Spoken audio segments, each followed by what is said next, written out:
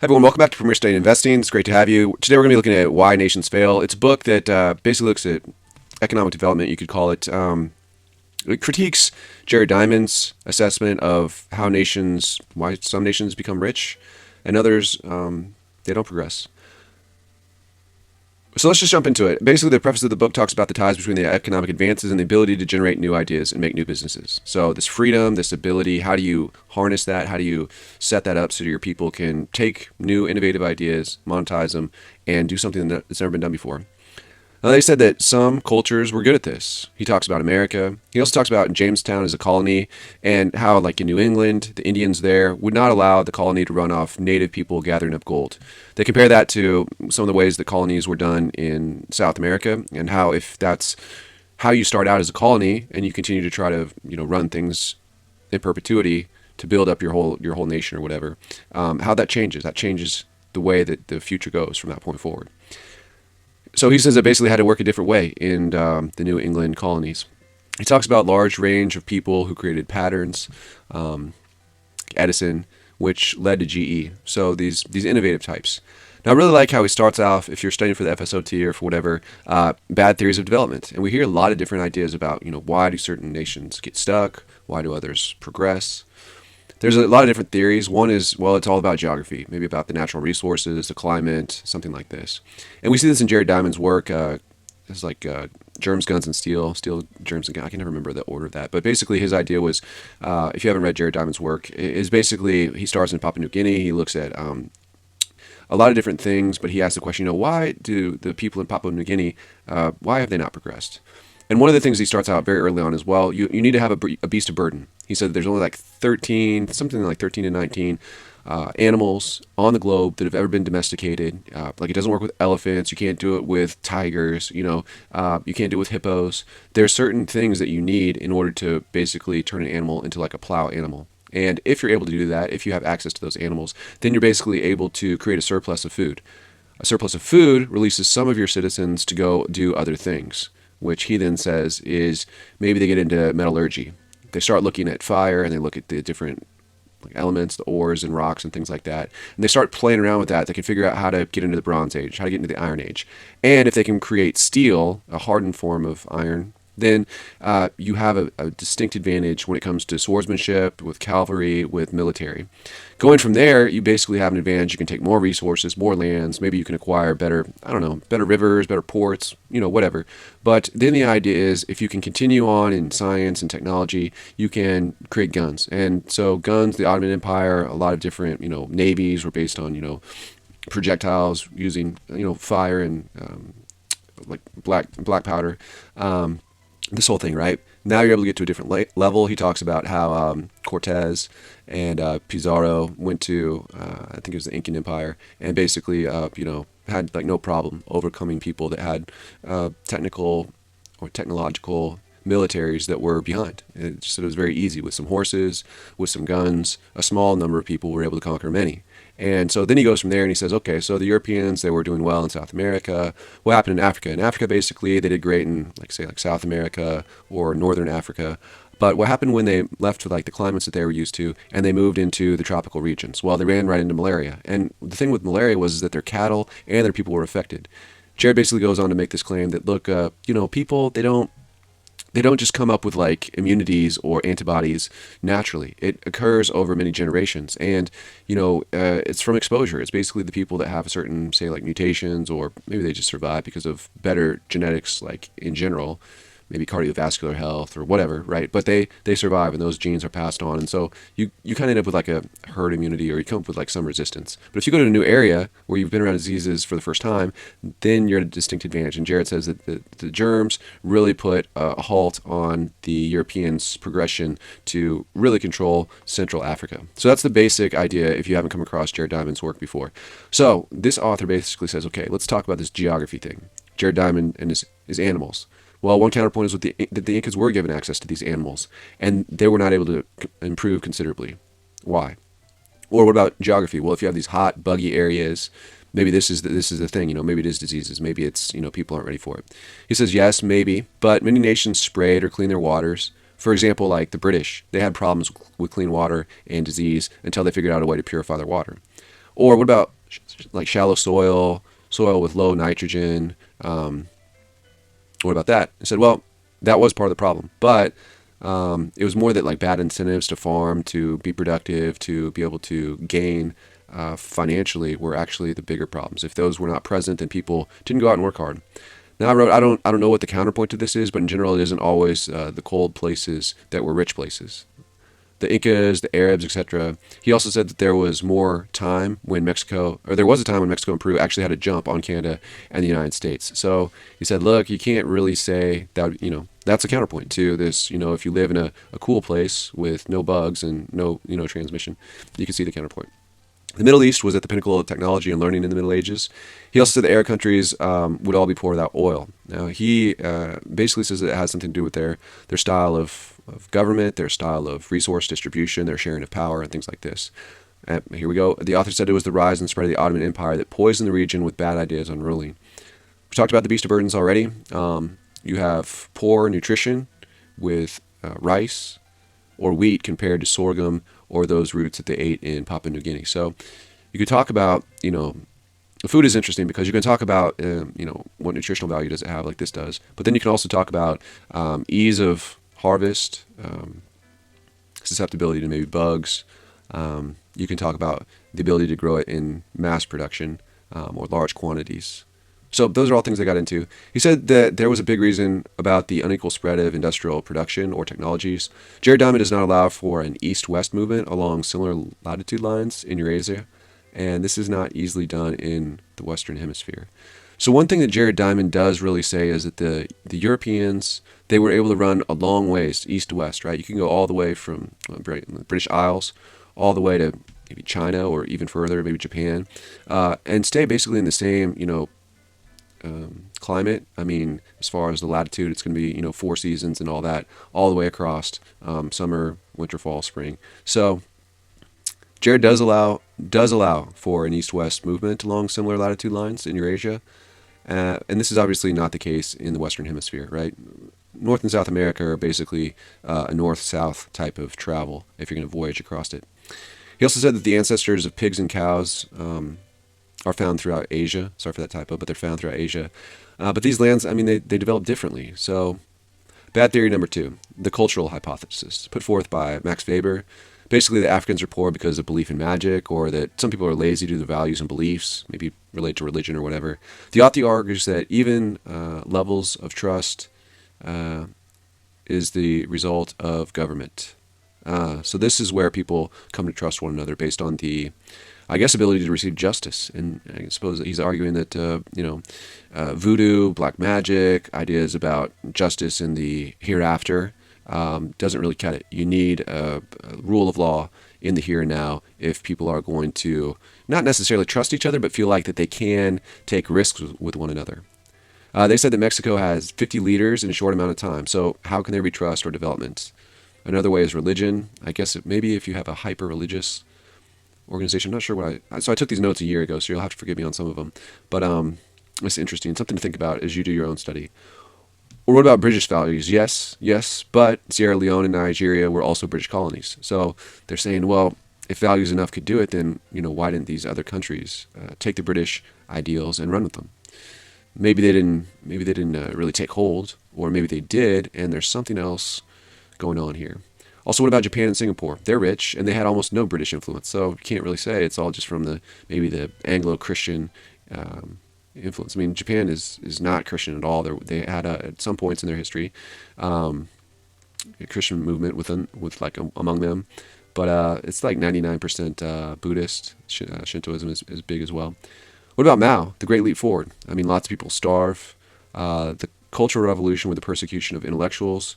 And China becomes rich when it changes its incentives around and organizes its economy in a different way. When it gets rid of communism and basically takes more capitalistic approaches to work. Also, what about Argentina and Eurasia? They have some similar colonizers, but one is rich and the other is poor. So it's interesting. It's very interesting. Number 3.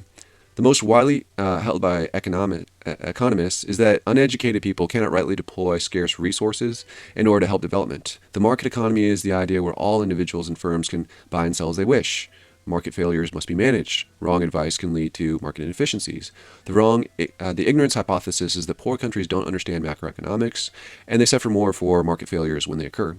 Well, there were some ideas of Congo who decided to adopt some ideas like firearms from other nations, but they did not incentivize the people to innovate. For example, they do not educate the children. They do not develop the talent of their people. The problem of the government leaders was their own self-interest, so self-interested leaders. What about China? After the bubonic plague came from China through fleas, many people died. We know all about this. After that, there was a serfdom. So they must be talking about Europe, I believe, which was an exclusive economic system based on control. This left a lack of labor. I mean, maybe people didn't feel like they were getting paid very well, so why would they be so interested in working? This was a problem that people would fight over employees. And the government made it illegal to leave your serf master. Huh. Yeah, well, anytime, it just doesn't seem like people are going to do very well under those circumstances, obviously. Chapter 4, the Glorious Revolution in Britain changed everything for them. It made it easier, a lot easier to sell property, which made investing more attractive. Also, they changed other elements of their policies concerning government. The author says, it's no coincidence that the Industrial Revolution began not long after the Glorious Revolution in 1688. They were rolling by 1700. So 12 years later, they were really seeing some great economic strides. They also say that there was durable constraints that were placed on the monarchy by the people, which resulted in a plurality, which laid the groundwork for the Glorious Revolution. If you look on disc 4, so I looked at these, I guess, apparently, on like a DVD set, they talked about a guy named Watt, who invented the steam engine, and he had to get the government's approval. That's pretty interesting, right? I remember these now. They also used a case study of two tribes that lived next to each other. One was free, the other was governed. They say one was superior, which was the superior one was the one that was governed. But then it only worked for a while. As the government was extractive, they always use these terms, inclusive, I think, versus extractive. You don't want to have an extractive government. It eventually snuffed out its innovation of its people. This tribe never became a great nation or an economic superpower. They stopped short. On disc 6, they talked about how economies can only grow over the short run through exclusive government, meaning that if you have a high level of control, you basically maybe like you're forcing people to work or whatever, or you're telling, you're gonna produce this many things, this is the price you're gonna get for it, or whatever.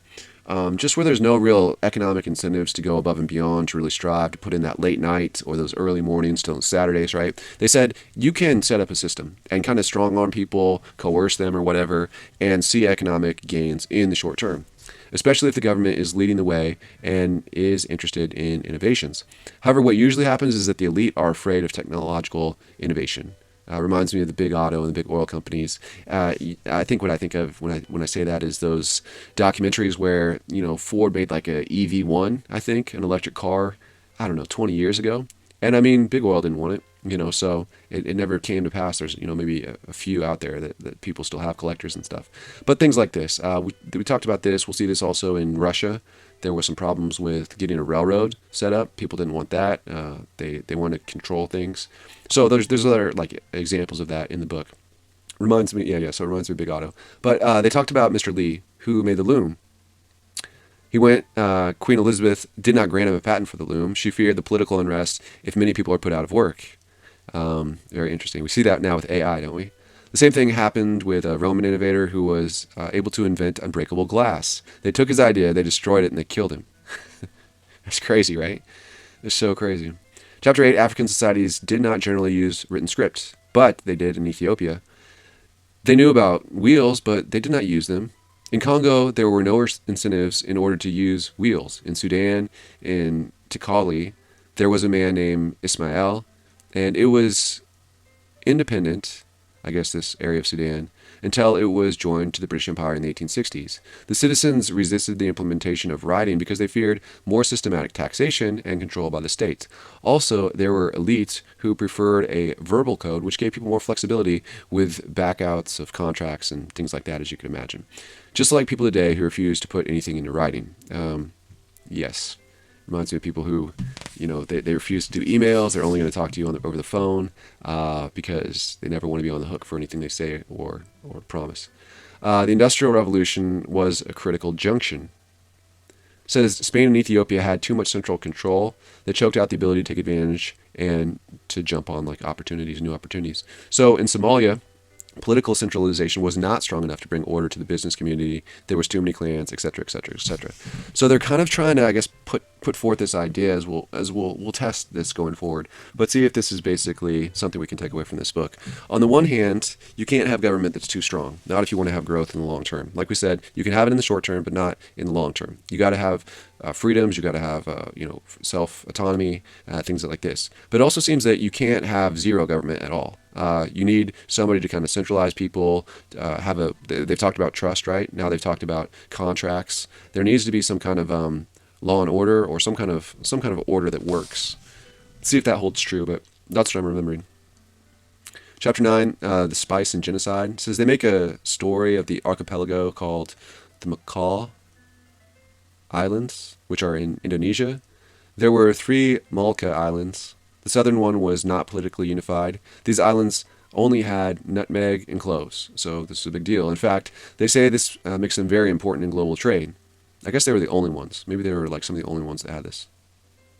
Anyways, Europeans arrived in the 1600s. From 1488 to 1498, the Europeans, I probably had a typo on that, found a way around the Cape of Good Hope. Okay, no, just talking about the Cape of Good Hope, in the southern tip of Africa, and so they found a new route to India and the eastern islands. The Portuguese captured Malacca, and they started to set up businesses of spice trading. By 1515, an observer said that whoever controls Malacca has their grip on the throat of Venice.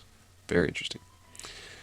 Well, these Indonesian city-states were authoritarian with poor business systems, like insecure property rights. Of course, it was easy for the Dutch to come in and create a monopoly. In 1600, they signed an exclusive deal with a ruler of Ambon for spices. In the early 1600s, the Dutch were always battling in price with the suppliers of the spices. They did not want to pay the highest price in a sort of bidding war, so they established a fleet on Banda and set up capital of the East Indian Company. They kill about 15,000 people, only leaving the people alive who had expertise in basically the spice business, the spice trade, and the spice production. Now, the Dutch were able to control the supply and the price, and of course, they drove the prices up like crazy. Prices doubled. Of course, profits are spectacular. The East Indian Company also had a standing army. Very interesting. Remember that when you go and you read the book on People's History of the United States of America by Howard Zinn. Same kind of thing. When you had like Union busters and stuff like that, there was a lot of hired hands. Yep, it was just a way. Unfortunately, we saw a lot, at least in American history.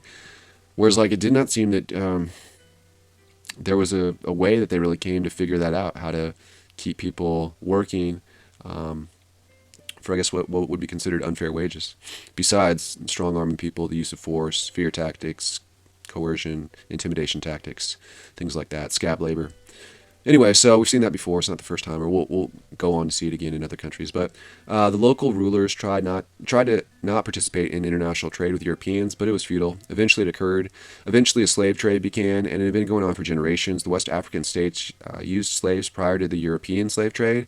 The Europeans needed laborers for the sugar plantations in the Americas, and so this gave rise to a global slave trade. So it's interesting because I think, at least as an American, I always had this idea that the Europeans almost came up with the idea of the slave trade. It was going on. It was going on before. You don't usually hear that. Well, what we see is about 10 million people leave Africa as slaves. The sudden appearance of Europeans ready to buy slaves. Most slaves were prisoners of war. The Europeans fueled this by buying slaves with guns. So the wars were occurring more often. There was ratings. Jeez. So you can see the manipulation there. Also, no matter what crime you committed, the punishment was you're going to be sold into slavery. So people wanted to make a false accusation for trifling causes so they could sell the guilty,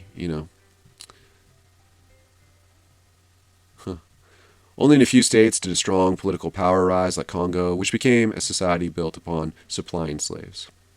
The Gold Coast, which is today called Ghana, there was about 375,000 slaves which were taken from wars that occurred over a 75-year period in the 1700s. It's been estimated that the areas of the West and Central West Africa, that the population was about half of what it should have been because of the slaves that were exported and the decrease in fertility and family, and then all those people that died over the wars that occurred. It's awful. In 1844, slave trade was abolished in Britain. There's a really, really interesting, what is that guy's name? Um, there's a really interesting story of this guy. He was like a British congressman. He was a career politician. I can't remember his name. He's this Christian guy, and he's kind of celebrated for all of his efforts to end the slave trade. However, it was not instantly to be the end of the effects of slavery. In the place of the slave trade was legitimate commerce based on palm oil, peanuts, and other agricultural goods like gum. What were all the remaining slaves not sold to the Europeans to do now? Well, they were put into coercive work as porters since they did not use like the wheel, or they were, put in the mines or in agriculture. Kidnapping became a huge custom. They say that slavery actually increased in Africa after the slave trade ended. About half the population became slaves. By 1928, in Sierra Leone, they were able to finally get rid of slavery internally, even though the whole state was set up in order to be a house of freed American slaves. And the same is true of Liberia. They write that about 1/4 of the people still lived as slaves in these areas. Now, Africa in general, the modern sector and the agriculture, it was backwards, where labor is employed inefficiently and there was no private property. The dual economy, which is the backwardness of the Trans, Sky, and the Natal, where one is poor and the other rich. They talk about these people a lot, the Natal, but the dual economy, where one is poor and the other is rich. It was created by the white elites in order to supply cheap laborers. South Africa and Botswana avoided most of the negative sides of slavery. The Dutch East Indian Company did open an office in South Africa, so there was some groups and societies that were able to avoid the slave trade. For the Europeans, they liked the disease-free and temperate climates of South Africa. Now the Boers, or the Afrikaners, were people who left the coast to get away from the British. This eventually led to the Boer Wars. But the British were able to develop a mining economy and expand European settlements, as well as the creation of new economic opportunities, gave people interest into joining European cultures. So the use of the plow was introduced, as was irrigation. I don't know, that seems hard to believe that irrigation was introduced during this period, as well as wagons. So slowly the traditional society was eroded. The growing desire of natives to own land was recorded. They noticed that Africans liked the idea of private property and decreased the power of the chiefs. So, buy land, purchase land, I put in question mark. As some chiefs believe that God gave the land to the chiefs. And that's pretty interesting as well. Very interesting idea. And that definitely reminds me of like America, the push of colonizers to the west. And what is that term?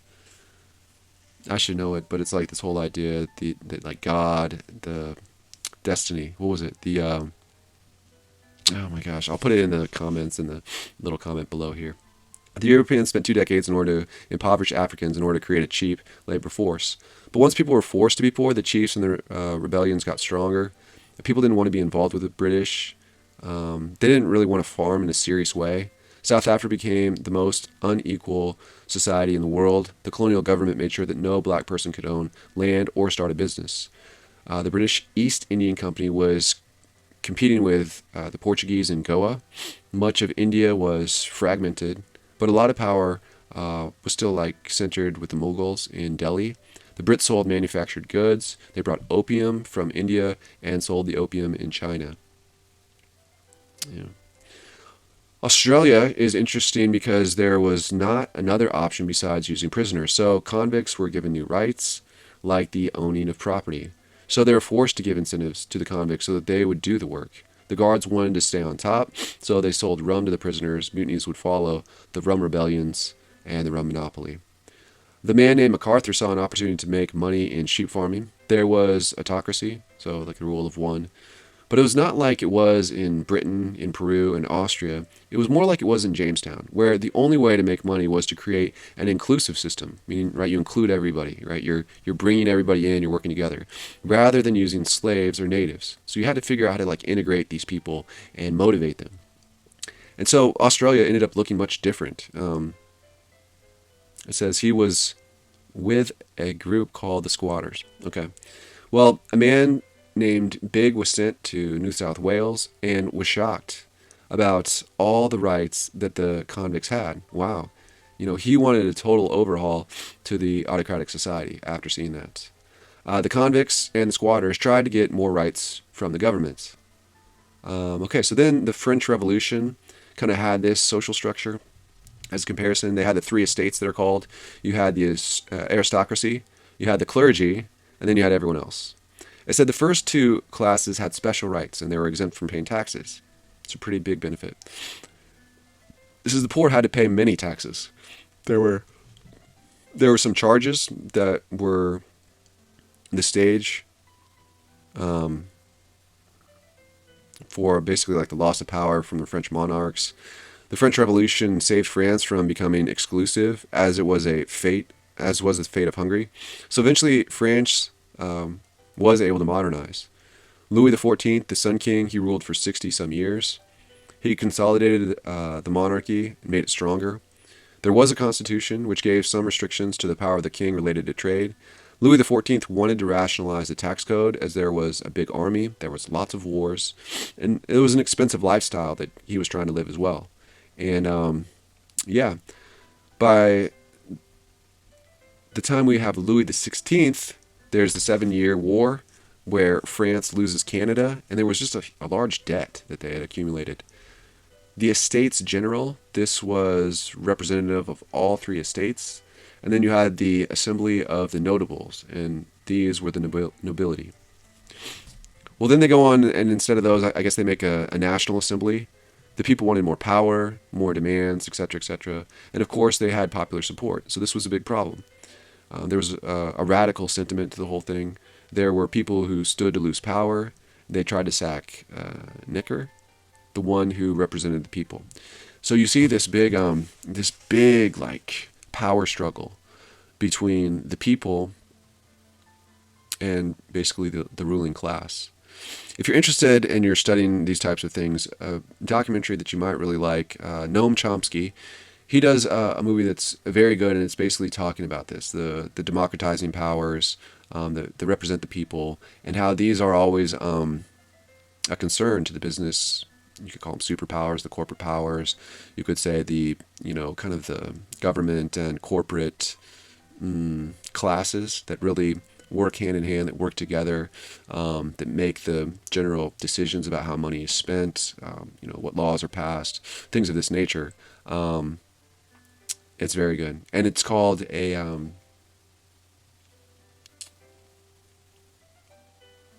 I'll put it. I guess I must be tired. I'll put it in the notes below. Requiem for, I think, An American Dream, The American Dream. I think it's Requiem for the American Dream. So pretty good, and he talks quite at length about that. That's kind of like the underlying current of that whole thing. Noam Chomsky.